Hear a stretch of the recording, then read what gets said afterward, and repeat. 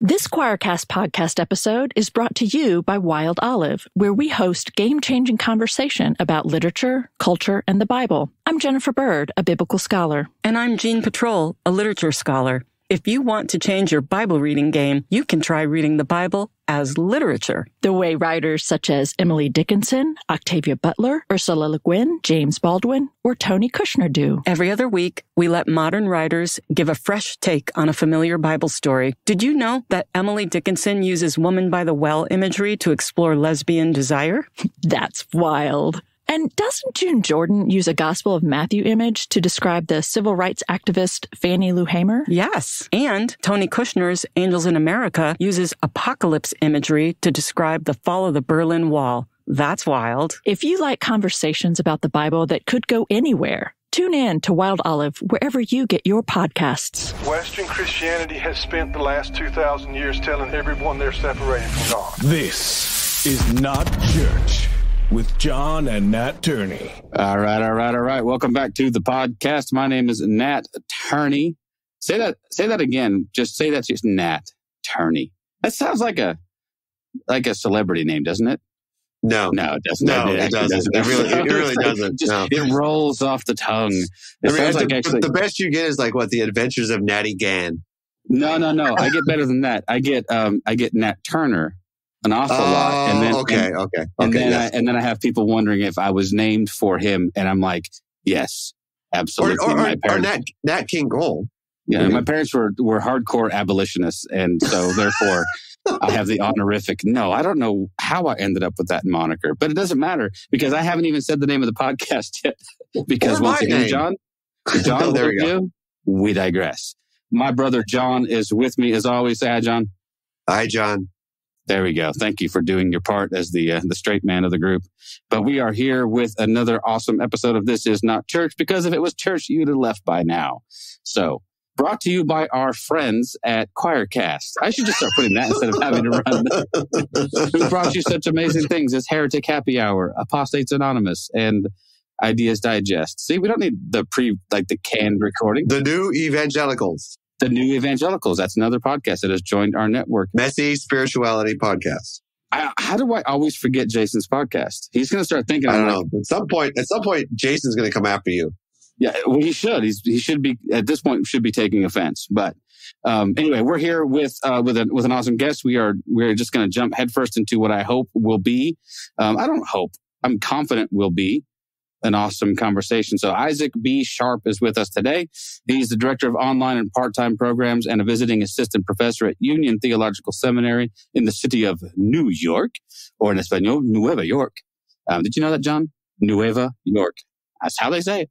In the city of New York. He is the co-editor. Don't make me do the rest of this in Spanish, brother. You know. I know you can. I can. It'll be awkward for all of us. Anyway, as I was saying, he is the co-editor of Evangelical Ethics, a reader in the Library of Theological Ethics series, as well as Christian Ethics in Conversation. He is the author of a new book called The Other Evangelicals. And on the cover of the book, you might see the word other scrawled out. I think there's probably a point to that, so maybe we'll explore that. But yeah, it'll be coming out in April of this year, I believe. So that's all we have to say about that. Another amazing segue, John. Yeah, you're so good at these. I actually went to school for this. I can tell. How to deliver awkward segues, and that's all we have to say about that. So welcome to the podcast. How are you, sir? Yeah, very good. Thanks for having me. This is, other than my brief technical difficulty, hopefully we won't have to do that again. Yeah, no worries. Very excited to be here. John and I are well versed in technical difficulties, having caused most of them so far. So we know how to come back from those. But yeah, we're glad you're with us. There's a lot to talk about. Your book is substantial. I'll say that much, and I mean that in the positive way. It's a large book. So that means it's going to be densely packed. It's more of an academic work. Is that correct? But John said it was pretty accessible, but is that meant to be more of an academic style work? Yeah. So yes, and I would say it's pieces carved out of my dissertation. Okay. Which was even more substantial would be the diplomatic way to put it. Yeah, for sure. It's incredibly long and sprawling dissertation, which included, several other chapters about other other evangelicals that didn't make it into the cut for the book. But as we chatted a bit about, it is academic, but I hope accessible. I committed from the outset, as I was putting all the work in to this thing, that I wanted it to be accessible. So always was aiming in the crafting of the prose to avoid the big, long, technical jargony kind of stuff. And the folks at Urban's were super helpful in helping me pare it down into something that is, I think, going to be pretty accessible for your average interested reader. Absolutely. Well, I should have mentioned too that I often forget to read the subtitles to books, and so your subtitle is compelling, right? So again, it's the story of liberal, Black, progressive, feminist, and gay Christians, and the movement that pushed them out. And so, having not read as much of the book as my brother has, because as we discussed offline, sometimes the books arrive when I'm traveling, and so my guess would be we're going to be drawing a pretty good distinction between what we might think of as evangelicals today and perhaps what traditionally have been evangelicals, and how they've managed to homogenize that group and get rid of all these disparate, quote unquote others. Am I anywhere close to the meat of that? Yeah. So the title and subtitle of the dissertation, comically enough, if you can find it, you should, and if not, I'll send it to you. And I did this thing with it, and my advisor ran with it. And I'm glad. There was this trend back it was like a 19th century thing in these books where people would make the entire argument of the book in the title, the so-and-so, blah, blah, blah, blah, blah, blah, blah, or why this happened, blah, blah, blah. And it's this big, long title. So I did that for the dissertation. The title was even longer, but in the book, working with Erdman's, they helped narrow it down to the subtitle, which actually, makes the argument. The subtitle of the book is a bit of the argument itself about various kinds of folks who had disparate visions of what it meant to be evangelical, mainly across the 20th century in the U.S. context, and how they got written out of the story of what it means to be evangelical. And that over time, that helps explain how what it means to be kind of capital E evangelical in the current context became what it is. The motivation behind telling these stories is in part the recognition and realization that there were these folks out there who had this different vision of what it means to be evangelical, or thought that they had the appropriate vision of what it meant to be evangelical, but ran afoul of the gatekeepers on one or more issues, either because of their theological, political, social commitments, or in some cases just because of who they were, that they could not jive with the kind of prevailing notion of what it meant to be evangelical at any given point. And so many of them have been forgotten by the history books. And so the effort here is a little bit of a retelling of their stories, because I think it does shed light on contemporary understandings of what it means to be evangelical. Yeah, and we've had a handful of people over the last few months who have explored this idea. Kristen Toomey comes to mind, and Beth Allison Barr, Diana Butler Bass, and a lot of them have drawn this sort of line of demarcation of, without putting a specific date on it, but right around the time of the rise of the moral majority, right? Those folks come along and I believe religion's always been politicized. I don't think there's been a time in our history where it hasn't been to some degree, but it seems like there was a foundational shift taking place right around that era. And I lived through it. John and I both did. I mean, I was, at least a teenager when I began to hear the rumblings of the moral majority, who my uncle, by the way, told me was neither moral nor the majority. So I thought that was pretty astute. But that began the transition, right?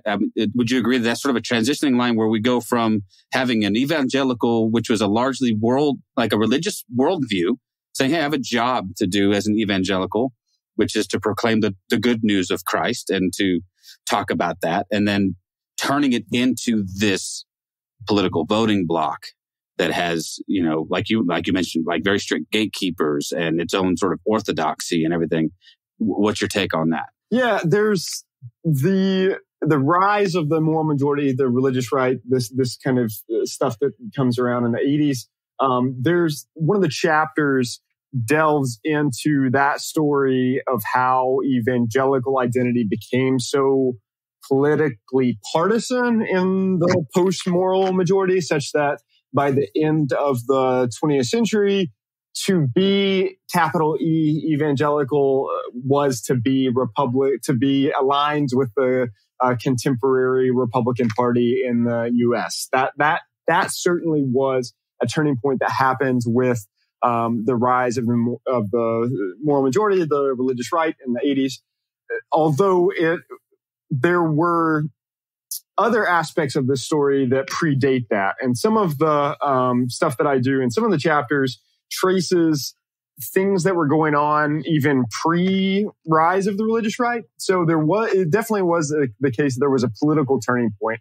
But as far back as the kind of post-World War II rise of the neo-evangelical Renaissance, there was already this kind of gatekeeping going on. And so this is part of the argument that I'm making, actually, is that it was actually the case that there were folks who would have classified themselves as theologically progressive, who would have still claimed evangelical identity, meaning that in their mind that they're faithful to the gospel, the good news, but they are more theologically progressive than the neo-evangelical, neo-fundamentalist folks. And those folks got defined out of the category very fast with the rise of the neo-evangelical movement post-World War II.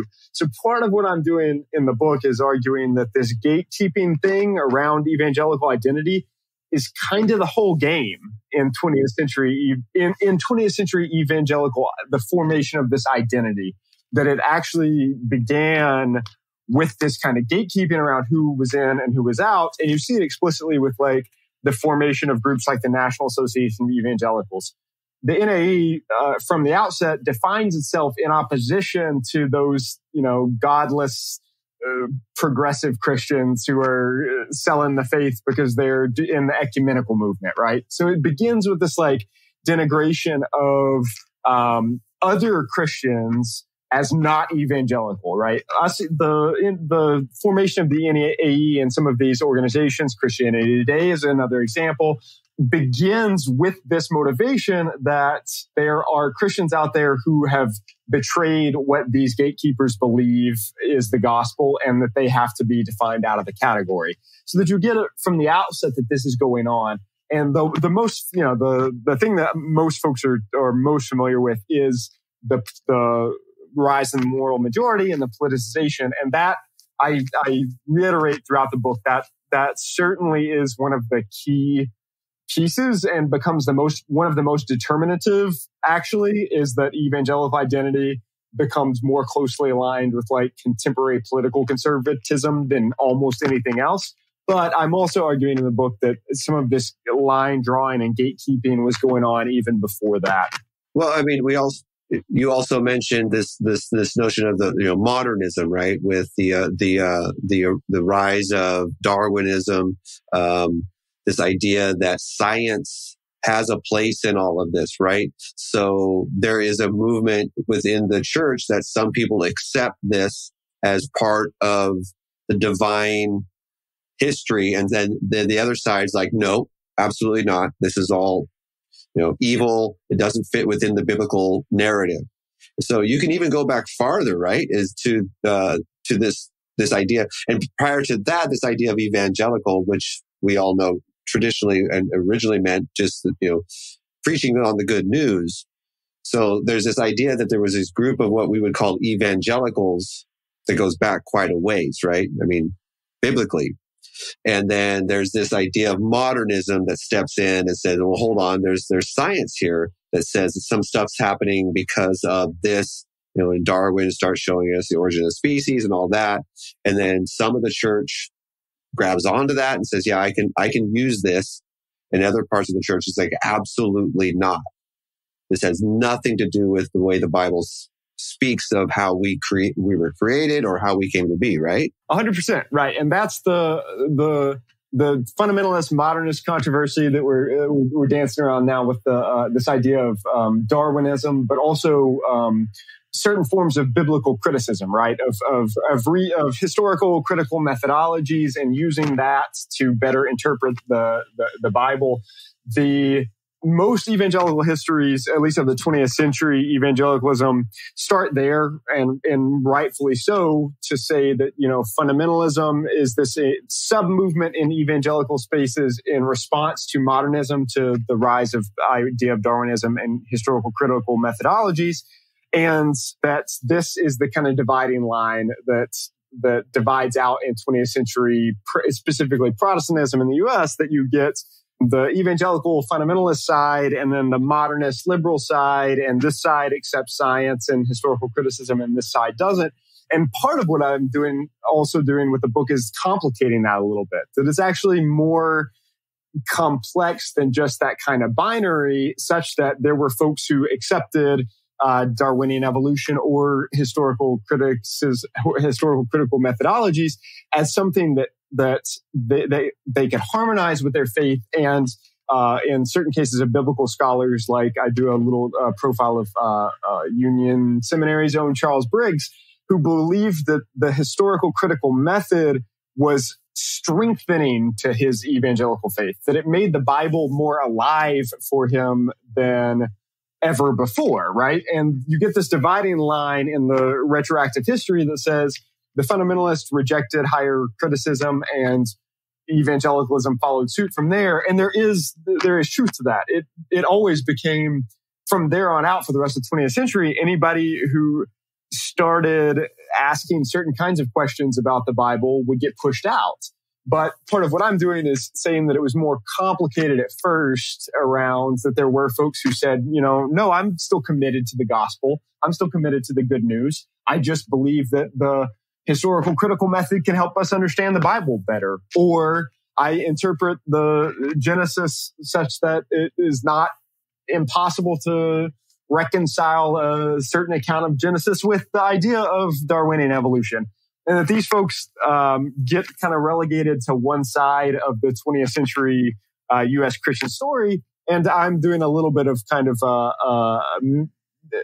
muddying the waters a little bit with some of that, to say that these folks really, some of them to their dying day, believed that they were as evangelical as any fundamentalist. Absolutely. Yeah, no, I think the waters always need to be muddied a bit, right? Because we can always do that retroactive thing where we look back and we do see, because there are seemingly two dominant sort of streams, this went this way, doesn't mean everyone went that way, right? It's always way more complex than that. But it almost strikes me as like our own little 20th century sort of version of pushing back against the Enlightenment, Like there were people who had always tried to reconcile their scientific views with their faith. And there were people who would always, there was going to be fundamentalists on one side who would always say there's no room for that at all. On either side of that spectrum, probably some who would say there's no room for any of your faith in this. Yeah, it's always more nuanced and more complicated than that. As we start to look at these groups, then, because I also think about, like, say, for example, one of the groups you mentioned in your subtitle is liberal Christians, right? And so at the risk of being anachronistic and saying, bringing a 21st century understanding of what it means to be liberal, I'm thinking of people like say in Germany, in the Confessing Church, who were part of a liberal or a progressive theological movement who saw themselves as the last vestiges of those who would push back against the Third Reich, while the rest of the church just sort of fell in line with the state. Are those the kinds of liberals that end up getting pushed out and marginalized? Not necessarily just the social liberals, but also maybe the theologically liberal? A bit, yes. And so it's interesting that you bring up this question of the Confessing Church, because I didn't do much with this in the book or the dissertation, but I could have. The Confessing Church and Bonhoeffer in particular are a fascinating case study in this kind of binary sorting of who fits in what category with 20th century U.S. Protestantism in particular, especially around, everybody wants to claim Bonhoeffer, right? And justifiably so, right? Like, even the right-wing nut jobs want to claim him, you know? This is right. This question is there. So I don't go with the confessing church specifically in terms of like in the book, but I do. There is a piece, a little bit, I think, in the book, and I'm trying to remember exactly. Yeah, no, there is some of this, although I did have a much longer chapter that I had to cut about Karl Barth, which is was such a fascinating piece of this story that I wish I could have done more in the book, but I couldn't. I did a little bit around. Barth gets classified as a theological liberal in 20th century evangelical circles, right? You get this reaction that Barth is denying the authority of the Bible, and evangelicals can't deal with Barth. There's a few come along later in the puzzle who try to get Barth reconsidered by evangelicals, and it never works. So yes, there is this thing that happens in 20th century evangelicalism where the quickest way to get somebody kicked out is to successfully cast aspersions on their theological conservatism. All you got to do is paint somebody as a theological liberal in some capacity, and that's that. That's all she wrote, right? And Barth is a classic example of this and it's such a complicated and fascinating figure in sorting 20th century Protestants anyway, because some of the evangelicals who would say, no, Barth is a liberal. There are others who are not evangelical who would agree with that assessment that Barth actually is liberal in certain capacities theologically. And so Barth's just a fascinating character. Meanwhile, when Barth's work starts making headway in the U.S. context, some of the reaction from more progressive theological figures is that Barth's basically a fundamentalist. And so this is a fascinating character that is, I did more of in the dissertation, but I touch on a little bit in that in the chapter about liberal evangelicals, because Barth fits in with that question of what can constitute capital E evangelical theology, right? That's a subtext that's going on with the book. That is this debate over what it means to do evangelical theology, as opposed to just Christian theology or Protestant theology. Well, then you fast forward to today, where anyone who claims themselves as an evangelical, first of all, they would say there's no such thing as a liberal evangelical. Those two titles cannot converge into one. Then it takes you into the black evangelicals. So someone like Jesse Jackson, right? Can't be evangelical because he's liberal and he's black. I mean, he's got two strikes against him that says, okay, well, you're not truly evangelical because you're obviously liberal and you're obviously black. So you're not truly evangelical. So we can dismiss you out of hand. And so this is the beginning. And obviously Jesse Jackson's not the beginning of this, of removing any kind of black theologian from this idea of evangelical or fundamentalist, right? Yeah. So this is one of the pieces of the story that there is. I'll try not to go too much of an academic wormhole here, but there is still a lot of work to be done, I would say, on 20th century fundamentalism, evangelicalism, and how that maps onto race, and both in the context of historic black traditions, but others as well. There are some folks who have started this kind of work. I hope that what I've done is a bit of an opening foray on some of this. But yes, so a couple of things in response to what you just said. One, if you all have not read Edward Gilbraith's Reconciliation Blues, this is a book that came out maybe 10 years ago now. I don't remember exactly the dates. Ed Gilbraith was, I think, one of the first, if not the first, black editors at Christianity Today. And he writes this book, Reconciliation Blues, about what it's like being a black Christian in capital E evangelical spaces.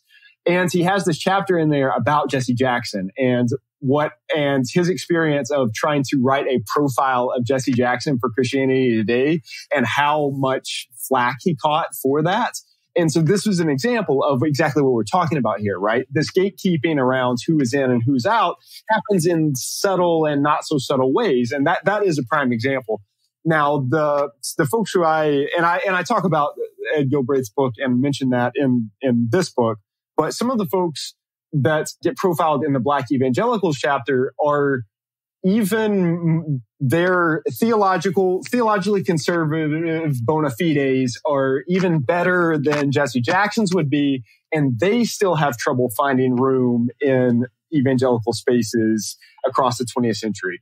So you get somebody like William Bill Pennell, who's this professor at Fuller that maybe not so many people outside of certain aspects of evangelical circles would have heard of. But he's writing these books as far back as the 1960s that are saying things. He's making claims like, I checked all the right boxes. I believe all of the things that you said I need to believe to fit within a evangelical space. I don't belong in the, theologically liberal tradition. This is my theological home. And yet every time something came up about race or about politics, especially for Black Protestants who historically have aligned with the Democratic Party in certain past certain points in the 20th century, in particular for obvious reasons. Anytime something comes up, in evangelical spaces, he would get poked. Right? Tell us what your position is on those marches. How do you feel about those riots and the disturbing the peace with Martin Luther King and those folks who are disturbing the peace and that kind of thing? And they would poke. He would say, I meet all of your qualifications, and yet my faith is always in question around certain things because of my race. And he's writing these books in the 1960s, and they come out from evangelical presses, and it is written out of most of the histories that there were this group of radical Black Christians in the 1960s and 70s who said, no, we are evangelicals, capital E evangelicals, but there is not enough space for us in the white evangelical world because they don't care about our people and they don't care about us, there's a whiteness to the evangelical culture that the evangelical gatekeepers can't deal with it because they can't even see it. And you get these critiques coming out from certain Black evangelical figures like Bill Pennell, but also Tom Skinner in the 1960s and 1970s. So there's a current kind of, from my watching, I try to keep up with some of the stuff in current evangelical spaces. There's some reckoning around the racialization of evangelicalism right now. And part of what I'm trying to do in the book is saying this happened a long way back. These folks just got forgotten. Well, it's interesting too, because again, I lived through, I was born in 71. Okay. So I lived through, my conservative years as a young teen, early 20s, listening to people like Reverend Jesse Jackson be disparaged, not just disagreed with. That would have been, but disparaged and denigrated and marginalized, and had their credentials as even Christians called into question. Even though I would actually put Jesse Jackson, as much as I know of his theology, firmly in the conservative theological camp. If you go check off the boxes of, like you said, what it means to be a theologically conservative evangelical, I bet you he affirms most of that, while being socially to the left, right? And saying, listen, I might find myself over here. I didn't know what to do with that as a 20-something white evangelical. I sadly, I parroted those accusations. Sadly, I was like, well, if they all say he's a piece of crap, he must be a piece of crap, and listening to the schmucks like, Rush Limbaugh, who, would emphasize the reverend, basically making fun of his status as I don't know. They did such a damn good job, actually, in the broader culture of casting these people in a certain light, that it was hard to climb out from under that, that you'll never convince me that was not the plan. That was not the plan to push them out of it. Sadly, it's not ended, right? Well, no, of course not. Nat and I had the honor of hearing Miles McPherson speak at a conference in Vegas a few years ago, And I would say he's staunchly in the camp of what I would consider an evangelical pastor. But he spoke on racism in the way that I've never heard. But because he's black, he's going to be pushed aside. We've had someone on our podcast by the name of Albert Tate, who, again, I would put in the evangelical camp. Oh yeah, very conservative theologically. But because he speaks on race, he's pushed aside, right? And then that moves us into even feminist theology, which is we've had someone on here, Lisa Sharon Harper, who is a very outspoken person about the race within, and then within the culture of women within theology and within the church. And I outside of very small circles, I don't think very many people even know who she was or is. Right? I mean, I shouldn't say was. I mean, she's still alive. And they're wrong because they should know. Right. Or Christina Cleveland, who's someone else we've had on the podcast, again, speaking very openly about the power of women in church, specifically Black women in church. And they are silenced. And so that opens this whole other can of worms, right? Where we create this scenario. We use Paul within the Bible, incorrectly, in my opinion, to tell women to be quiet. And not to speak in church. And so again, remove them from history, right? Yeah. So this is the point about disparaging, talking heads disparaging somebody's credentials as a Christian. There's a subthread of the book that is an argument around that's the evangelicalism and the evangelical movement in the 20th century U.S. context. Because it is, there's no official, it's not like the Catholic Church, right? There's not one official pope. It's this kind of, and scholars struggle to define evangelicalism for this reason, right? It's this disestablished kind of thing that is, the joke that, I think this made it in past the editors. In the book, it's like the judge says about hardcore pornography, right? You know it when you see it. It's hard to define, but you just you can feel it. So the thing with evangelicalism is part of the argument I make is that in the 20th century U.S. context, that this kind of disparaging of certain folks, that's how the identity formation functions a lot of times in evangelical spaces, because it's a competition sometimes for who can outmaneuver their theological opponents in whatever the power struggle is in whatever given moment, and paint them as insufficiently Christian, right? In these various debates. So another way of thinking about the book beyond the subdivision of groups is around certain debates among evangelicals, right? Over race or gender or sexuality, or as we were just speaking of, around feminism, right? That you get a debate in the 60s, 70s, and 80s around feminism in Christian spaces and specifically in evangelical spaces. This is also a forgotten piece of the puzzle that they got written out of the history, that there were these folks who said, with the rise of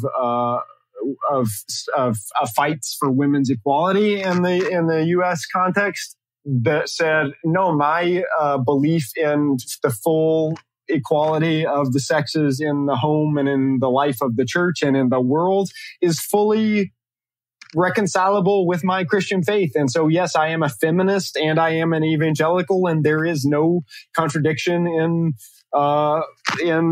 their thinking around these terms. But these folks got absolutely decimated by the rise of the complementarian stuff, right? Like this is the thing. In some ways, the chapter on evangelical feminism is the shadow side of Kristen Dumais' book. That is the rise of this idea that of this close link between evangelical identity and this certain kind of strongman stuff, this misogynistic kind of stuff that is the Christianity. What it means to be a Christian in the contemporary U.S. context means to be a manly man, and women need to remember their place. That stuff won out over the evangelical feminist movement. But there was a movement. There was a movement of self-identified evangelical feminists that got absolutely marginalized in the evangelical culture, and they then subsequently, in most cases, are written out of the history. That's not. There are folks who have written about them, and I acknowledge all of that in the book. But they, in the kind of broader understanding of evangelical history, those folks are completely forgotten. That there was precedent for an evangelical feminist movement going back decades.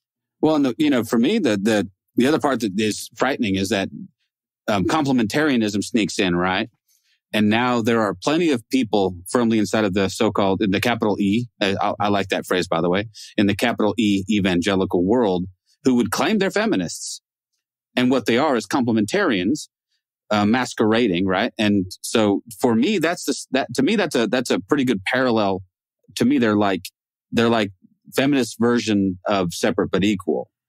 You know what I mean? It's like, okay, it's fine. Like you have your part to play and your role to play, but we'll never put you in charge of anything. Just know your place. Right. Yeah. No, this understanding, this gender essentialist understanding of what it means to be capital E evangelical, 100% caught on, right? This became, along with stuff like political conservatism, this understanding of gender roles, this essentialist understanding of gender roles, basically of like mid-century white suburban gender roles, actually, is written into what it means to be a Christian, and such that one can make an argument that like the defining debate of contemporary evangelical theology has been the struggle for the folks who believe that what it means to be Christian is to fulfill this mid-century white gender roles.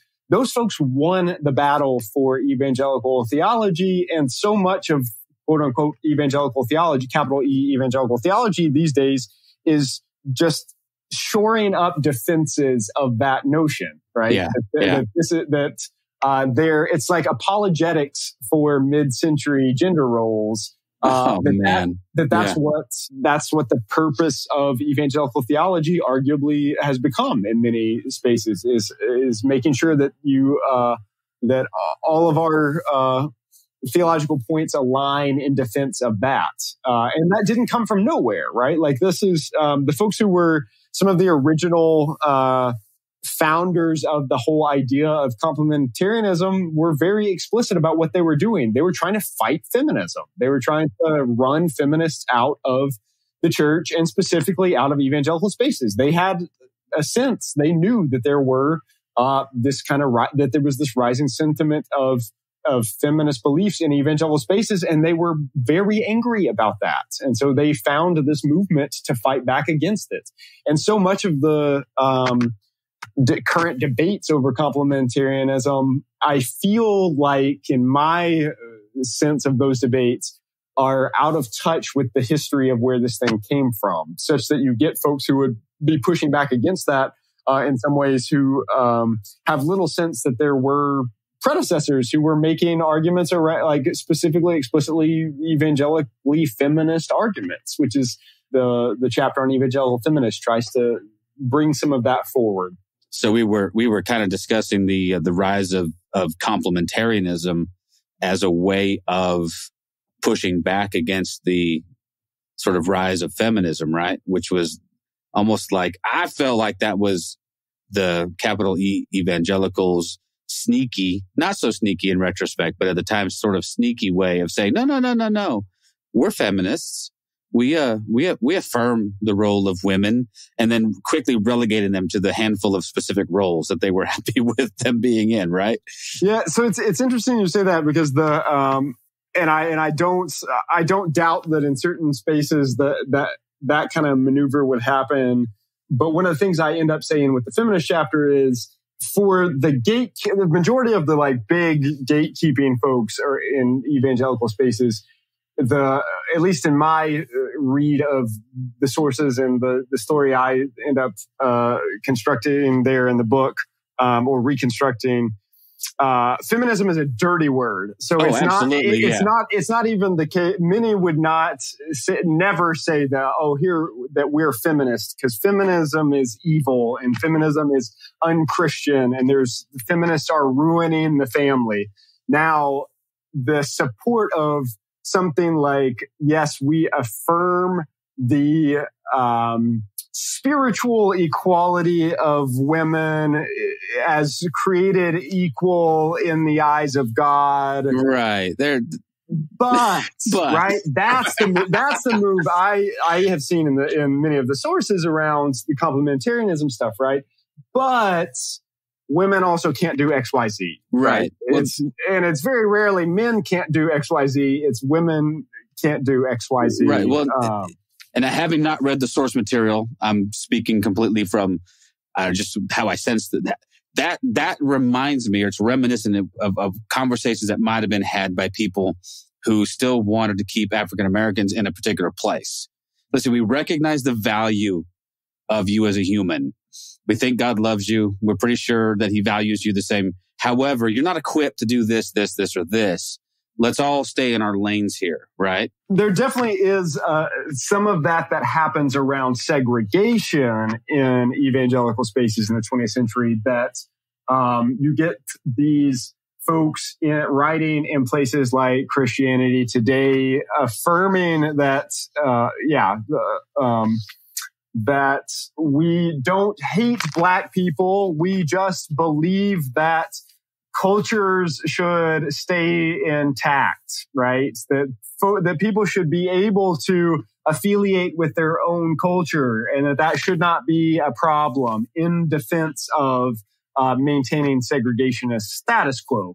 This kind of thing does happen in certain evangelical spaces. Now, this is also all of this is the big major caveats that I also hope the book does introduce. That is not just, these big, bad, evil, white evangelical gatekeepers, because there were folks who pushed back. Now, they mostly lost, but they were there. And I don't want to lose that aspect of these stories.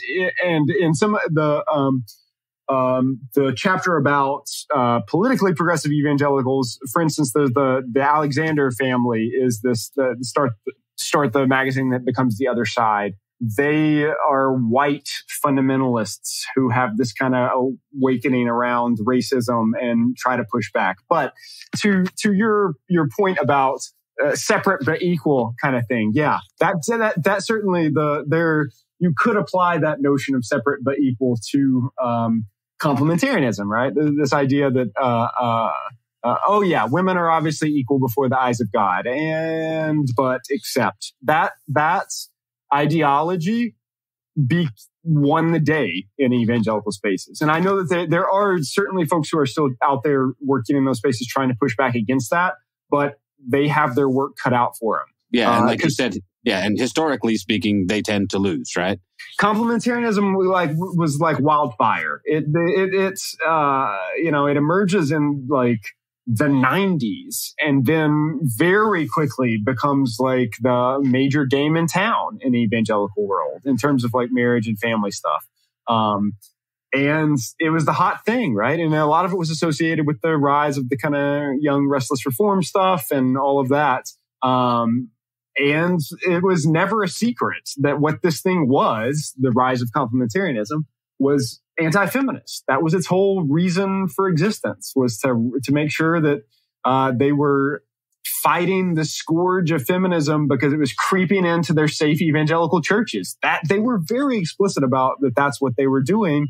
And retroactively, some of these folks who were evangelical feminists, I think, get forgotten in a lot of these debates. Well, what's interesting to me too is it seems like we're then on the push for. Seems like evangelicals, again, capital E, are always on the lookout for the next acceptable group to marginalize, right? So let us rally around an issue. So whether it be, I remember people speaking out against the Equal Rights Amendment in the 70s and the 80s. That was a big deal. We could rally against that brand of feminism. Abortion becomes a pivotal issue for evangelicals at some point because the race issue is a it's no longer a winner, right? You're going to have to move off that. You're going to be way more subtle about your racism in the future. You'll be every bit as racist, but you're going to have to be more subtle about it. So we can begin to rally around abortion as something, and then I remember distinctly this rise of this talk about traditional families. So this was to me the natural consequence of the moral majority and all of these guys pushing so-called moral ethical into the preservation of the traditional American family, which I then think segues into how atrocious we've been to the LGBTQ community.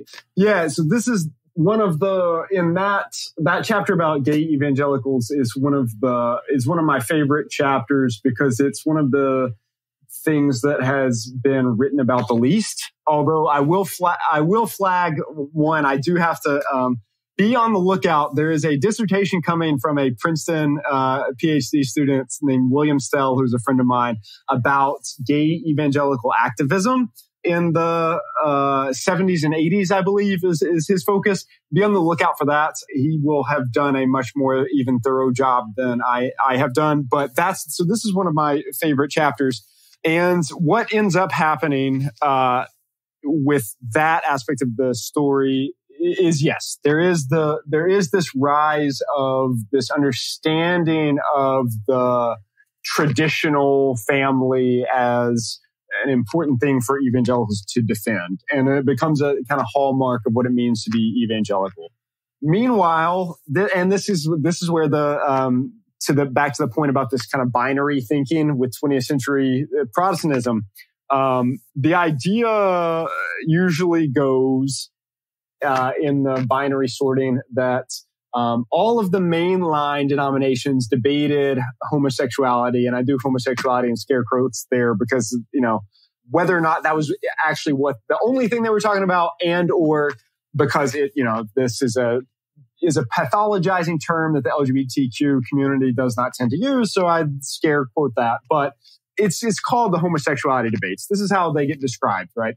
And the binary sorting by religion scholars tends to say, oh yeah, mainline liberal Protestants had all of these debates over homosexuality, same-sex marriage, ordination of gay and lesbian priests and pastors.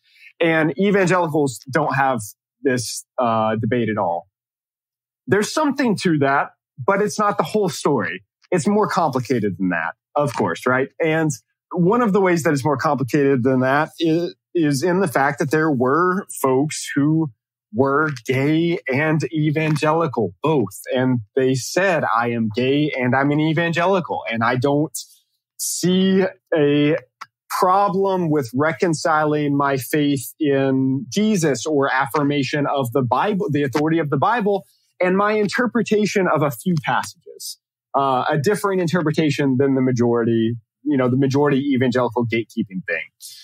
And these folks, the fact that this was a debate in evangelical spaces, that there were debates going on as far back as the 70s over what the evangelical position on homosexuality, quote unquote, would be, is completely written out of the histories of evangelicalism, because capital E evangelicalism, for many reasons, rightfully earns this reputation as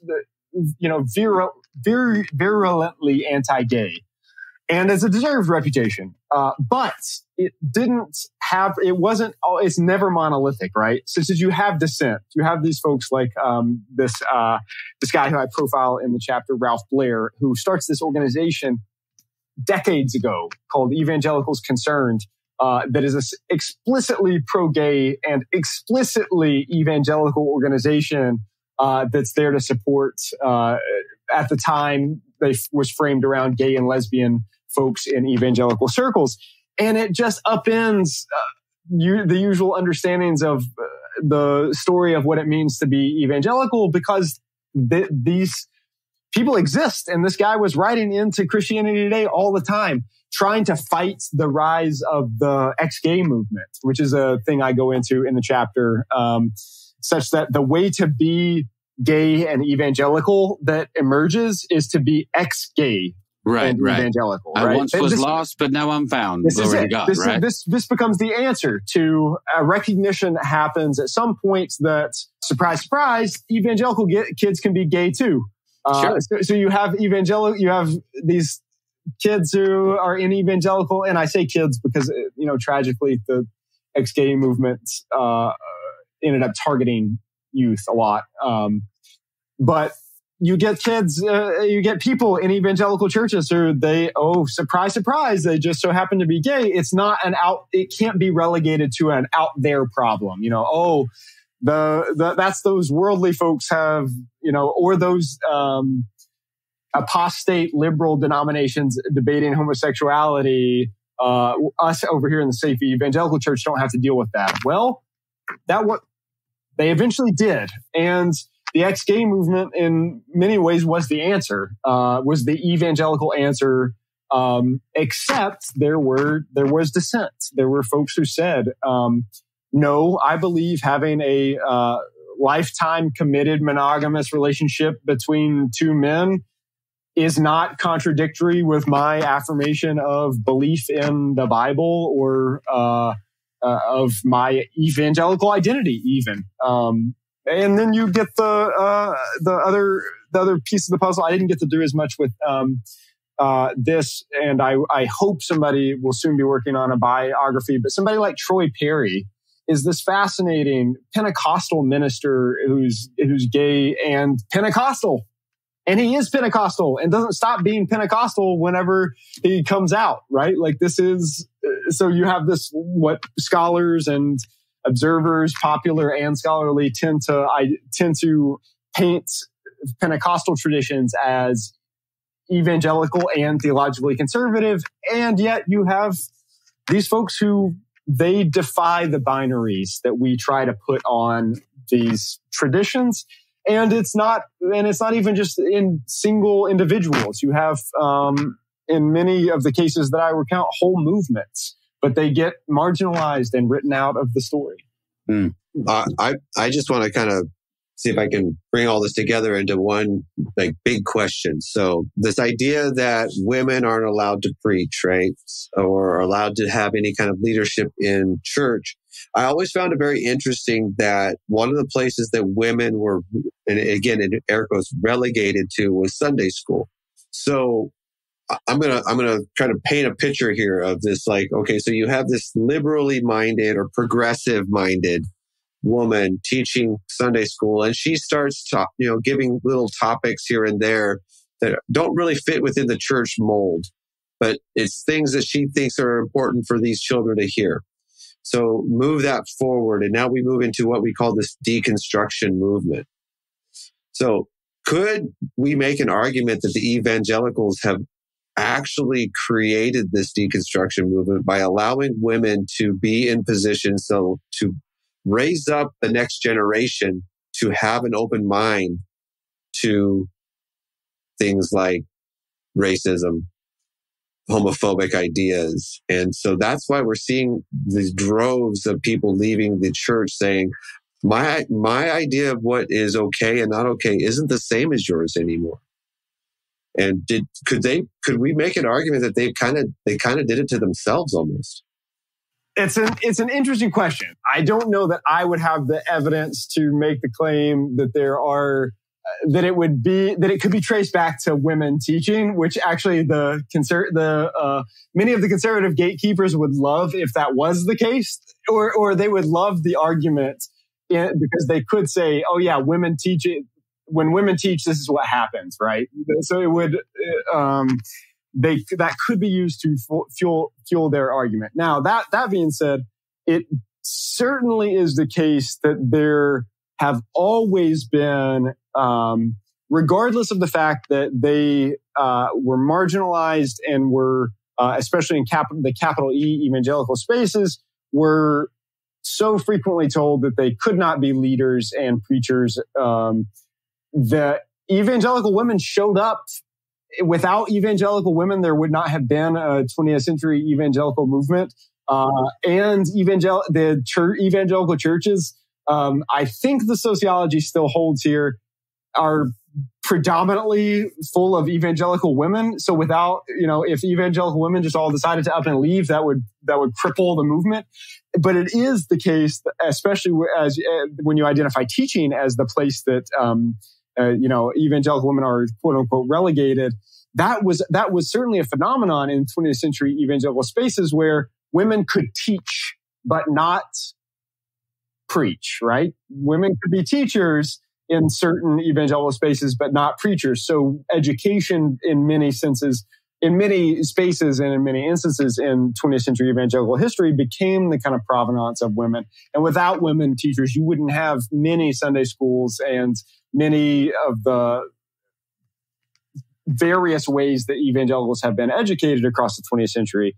Now, if I have seen any kind of kernel of truth to your theory here around deconstruction stuff, there certainly are high profile women leaders in those spaces who are doing education, who are doing popular education, saying, this is not the only way to interpret the Bible, and you don't have to listen. You don't have to accept what your male pastor says is the only place for women. That certainly is currently happening. I don't know that I would say that it would be that we can attribute it to the teaching of women, because also so many women did. There's plenty of complementarian women who defend that ideology as rigorously or more so than the male leaders. In the rise of complementarian stuff, I write a little bit about this in the Evangelical Feminist chapter. You get folks like the Maribel Morgans and Elizabeth Elliots of evangelicalism were the star shining women because in part of what they defended, which was that women are supposed to be wives and mothers. And that is the Christian view. And you get, with the rise of complementarianism, Elizabeth Elliot writes chapters for the big, the Piper Grudem founding texts of, complementarianism includes stuff by Elizabeth Elliot rigorously defending traditional gender roles as the appropriate thing. Yeah, honestly, without those women, I don't think it gets as far down the road as it does. 100%. I mean, they 100% add legitimacy to that, right? 100%. To say, listen, otherwise it just sounds like men beating their chests. But all of a sudden you've got a bunch of women going, no, this is the way we're designed, and this is the way we're made, and trust me, we're happy here. Right? Without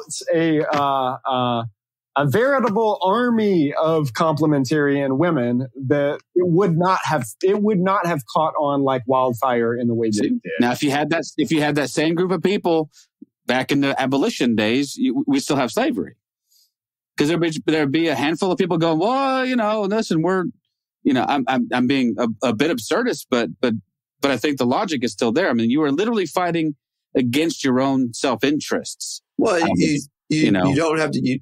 You see someone like Beth Moore, right, who has the audacity to step outside of the quote unquote norm of evangelicalism. She ever so gently has stepped out. Yes, and she's. Don't get me wrong. She's lamb-basted. Yeah, I'm not a fan of Beth Moore in any stretch of the imagination, but she makes one small step away from what we consider is this contemporary version of what evangelicalism is, and she is destroyed by all the men around her. Yeah, the only thing saving her right now is the level of her celebrity is enough to maintain her. But she had I haven't found many of her statements to be outlandish. She had the audacity to say things like, maybe Donald Trump is not the best choice for role model. Maybe he's not the most moral person, and she has not, to my knowledge, has not disavowed like very many fundamentally evangelical tenets. I mean, she's still staunchly fundamentalist. Beth Moore is a fascinating example of the functioning of what I'm talking about in the book. Right? That someone can check all of the boxes and something comes up that is the new de facto orthodoxy on a matter. And if you step out of line on that, it doesn't matter that you've checked all the other boxes. All of a sudden, your faith is questioned and your legitimacy is questioned, and they try to push you to the side. Now, the problem with trying to push Beth Moore to the side is Beth Moore is arguably one of the most influential religious teachers of the last generation. Yeah, exactly. If you look at sheer numbers of people that Beth Moore has taught the Bible, it would be hard to match the level of influence that Beth Moore has had. And that is another complicating irony of this whole thing around evangelicalism, because she always, to my knowledge, never did it under the presumption that what she was doing was preaching. Yeah. Right? She was teaching. Exactly. She was teaching. And had a massive influence, far outpacing many of these male evangelical gatekeepers. And yet, right, still, to my understanding, has never disavowed any of the things that would constitute any theological definition of what it means to be evangelical. From my understanding, Beth Moore has never crossed that line, and yet in so many spaces became kind of persona non grata because of her willingness to step afoul of the prevailing political orthodoxy and cultural orthodoxy around, from my understanding, challenging folks who were supporting Donald Trump, but also stuff that she would spoke out around the massive sexual abuse epidemic in evangelicalism. When she becomes this defining characteristic that, okay, if she's not safe, no one's safe.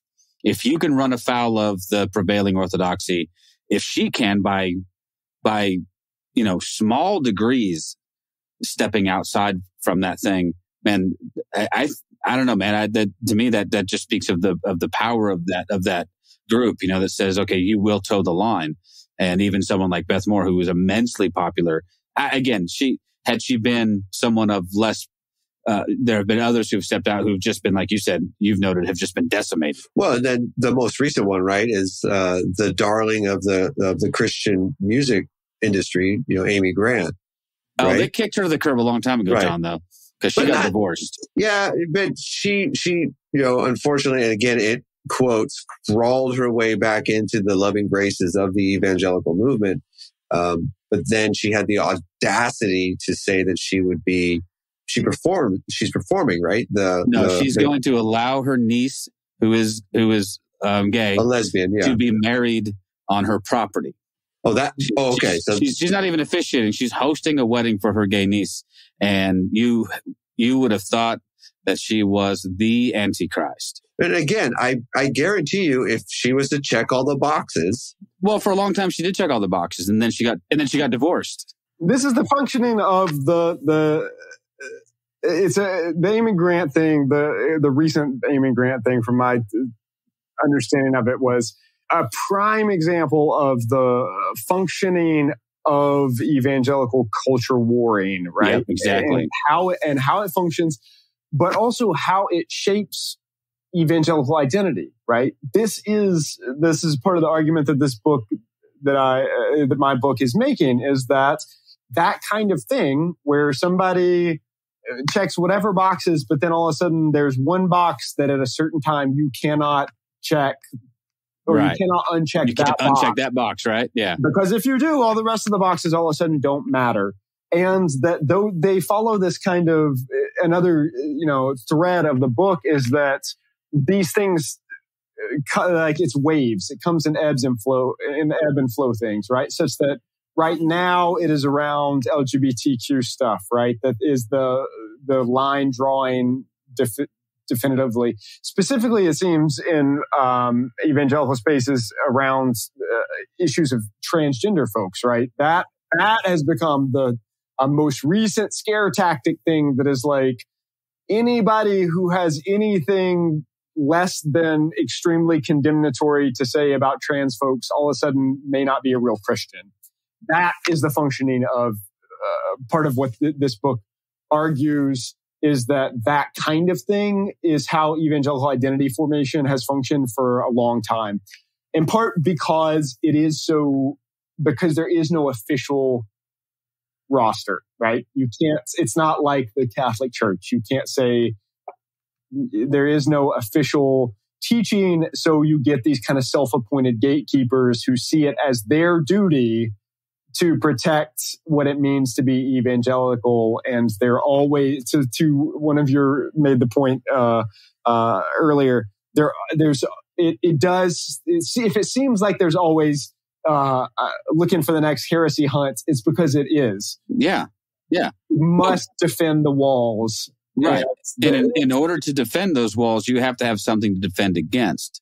Right. So it seems like they're always on the lookout for the next threat. Right. Evangelical identity has been defined as much, probably more, by what it's against than what it's for. Right. I am seeing in general more, not enough, but more of a comfort level of people that anecdotally, I can say the people in my Christian circles are becoming way more comfortable with acceptance of gay and lesbian Christians. But they are absolutely not budging on this trans thing. So there's, to your point, that seems to be like why we're making this slow shift towards, okay, all right, I understand that people, don't have any control over their sexual identity. It's wrong to exclude and marginalize them for things they have no control over. But in their minds, I swear, dude, they still think that all these trans people are just making these conscious choices. They woke up one day and just decided they didn't want to be a boy anymore.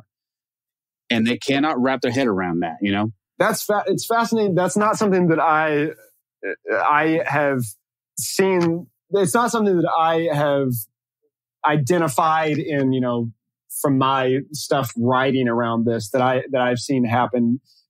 I don't doubt it. I 100% am sure, but that's fascinating to hear that there is. I know that there has been growing acceptance, even among self-identified evangelicals, of same-gender loving relationships, same-sex marriage, even especially among younger evangelicals and Christians broadly. This is a thing that is much less of an issue for them, in part because they grew up around gay and lesbian folks, right? Now, I have not seen that dynamic of specifically those who are becoming more quote unquote affirming, to use the traditional language, reacting against trans folks in those particular circles. But I don't doubt it, because that is the, trans people are being used. I will not get to, maybe this is my little political moment. Trans people are being used as a political pawn and scare tactic. And so it sounds like that it would be even working among... to me, it seems like again, there has to always be a boogeyman or a boogie person. We'll take away the gender specifics, but there has to be somebody or something that is the next big thing that's gonna take down. John and I are old enough to have lived through so many of these. Got to be on the lookout for barcodes, because that's the sign of the beast, and you're going to be taken. So we didn't want. Johnson & Johnson was the devil because they wanted to stamp it with barcodes. Apparently, what's the guy from Microsoft, Bill?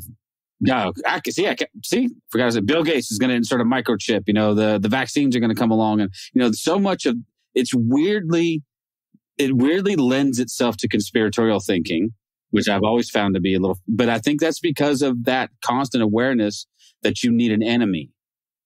And if you don't have one, then create one, right? There's this thing there is this through line in 20th century evangelicalism. And I think I bring this out a little bit in the book, of a recurring theme of a kind of Manichaean worldview, where there is good and there is evil. Specifically, there's a good side and an evil side. And we, evangelicals, are the good side, and there is the evil side out there. And it gets defined in various battles and in various eras in different ways. The world, right? out there in the world. That's a very evangelical idiom, right? Right. We don't want to be worldly, right? That's it, right? Yeah. You don't want to be like the world because the world is evil. Those feminists, socialists, those liberal Hollywood elites. Right? No, right. This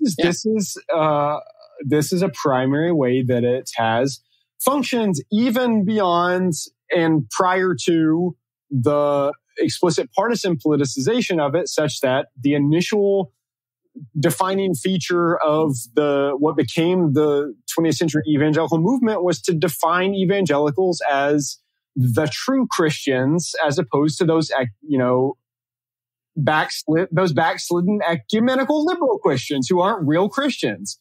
That's how it started. And an argument can be made that when a movement starts like that, how maybe we should not be so surprised that it reverts to that tactic of defining itself against the other. Yeah, it's to me. All of this is fascinating, man. I appreciate so much the what you've written, and it dovetails nicely with conversations that John and I have been having. So I hope that helps a little bit, because I think these conversations are beginning to happen more. And that's encouraging to me.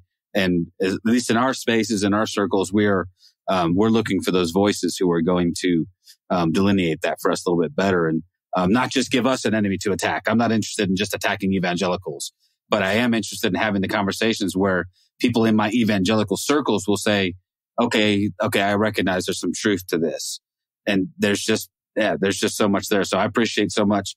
We're going to wrap it up because there's a national championship football game on, and I'm going to go watch it. But go Horned Frogs. When this airs, it will be so dated. But we're going to link to all your stuff in the show notes. We'll encourage everyone to buy the book when it comes out. Don't pre-order it because we want to buy it on the day it comes out, so it cranks it up to the Amazon top of the bestseller list. We've learned that little piece from Keith Giles. Thanks, Keith, for if you didn't know that, pre-sales don't count towards your Amazon ranking. So encourage people to buy the book when it's actually available. You can sell 1 million copies in pre-order and it won't count because Amazon is down. Be on the lookout. It's coming in April from Erdman's, and I guess the line is available where all books are sold, wherever books are sold. So. Yeah, your book will be everywhere, man. I can't wait to see it on the last time we had an author on, Kristen Dumais on. And literally the next week, she was on the New York Times bestseller. I'm just saying. Causation, I don't know. But I'm not saying we did it, but I'm not saying you can't prove we didn't do it.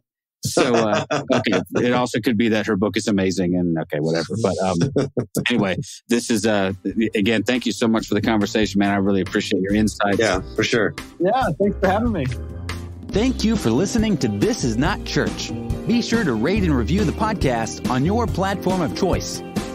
If you would like to partner with us, visit patreon.com/thisisnotchurch, where you will receive exclusive content such as early access to episodes, videos of upcoming episodes, and live Q&A sessions. Be sure to check out our Facebook group or follow us on Twitter and Instagram.